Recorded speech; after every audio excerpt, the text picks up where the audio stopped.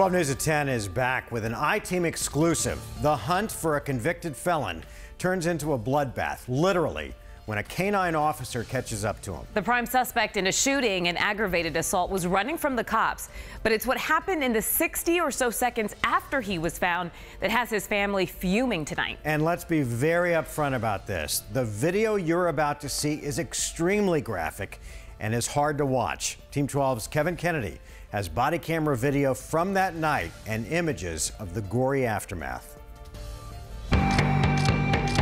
Not for the squeamish. These pictures are what's left of a leg. It was horrible because I felt him going crazy. It was horrible. The violent and grisly bite, the work of a police K-9 happening in this neighborhood. The relatively quiet and calm night quickly turning as police hunt down a suspect.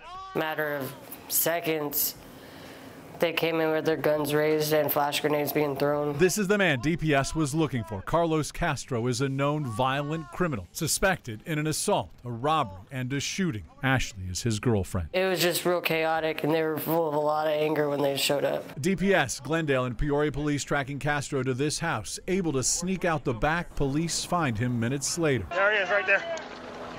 Jog him, dog. Hey. That's Castro, up on a neighbor's roof. Police barking commands, Castro saying he's done.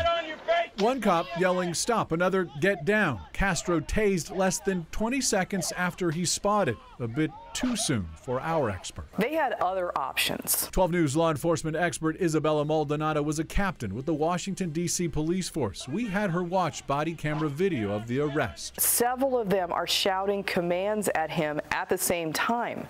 It can be confusing for the suspect.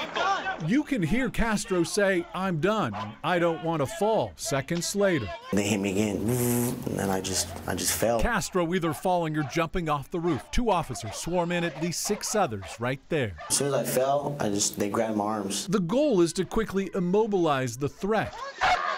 But watch what happens next.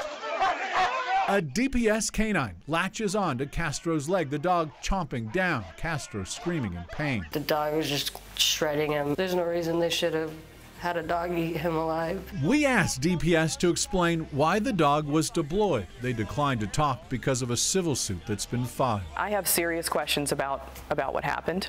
Absolutely. Here's what we know. 10 seconds after Castro is on the ground, the dog clamps down. Why is what we don't know.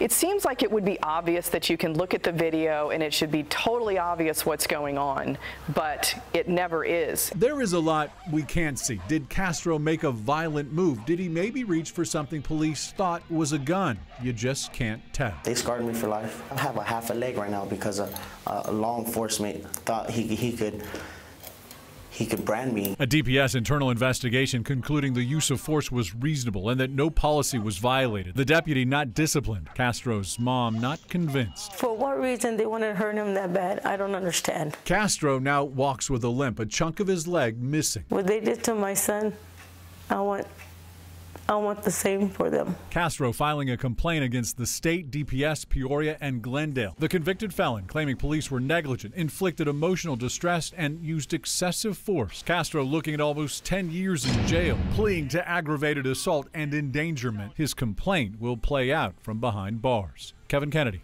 12 News.